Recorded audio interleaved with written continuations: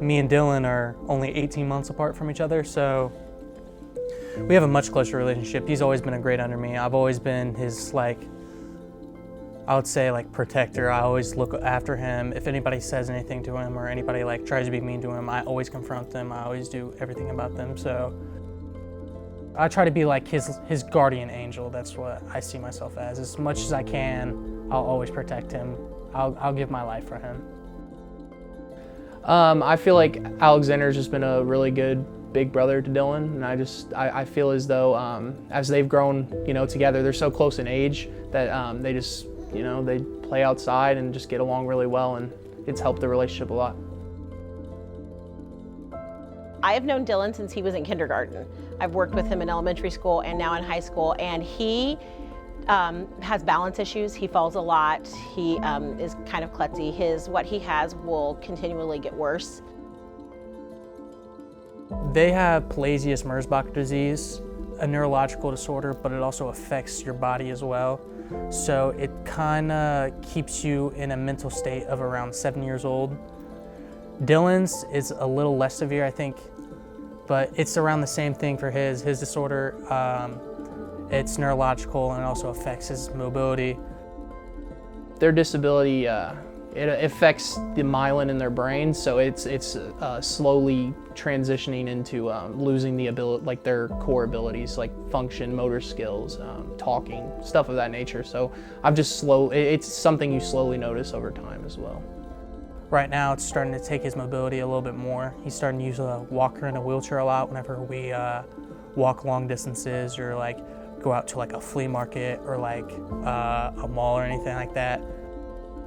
He has always, as long as I've known him, fallen quite a bit, which is why he wears the helmet, so he doesn't hurt his head. He struggles, he shakes a lot, he gets real shaky at times, and he just sometimes has trouble keeping up. He wants to run and keep up with everyone, but then he falls.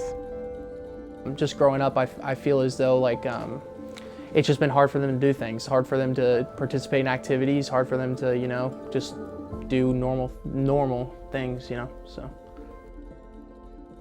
I was in middle school, I wrestled, I think my 6th grade year, and he wanted to be a manager, but he couldn't because he's still in elementary.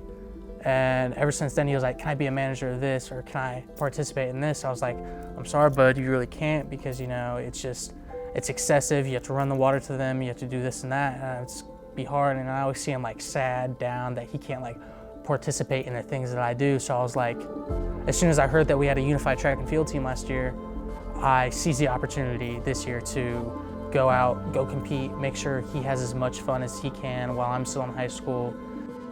I've always forced Dylan to do the best he can and not let him use his disability as an excuse for not doing something, and Alex really has backed me up in that. I'm just always there behind him, supporting him, be like, you got this, just push through. If Dylan says, oh, I don't think I can do that, Alex will encourage him and say, yes, you can, I'll be right there with you. And so like when Dylan runs, like we had started with him using his walker, and then now he'll run without it, with Alex beside him or behind him in case he starts to fall. Alex can catch him and keep him going. He provides a good guidance for Dylan and encourages him, but doesn't let him use anything as an excuse. Once I'm gone, he's not going to be really having anybody else to look up to other than his friends. And I really want him to have the best years of high school that he can have while I'm still here.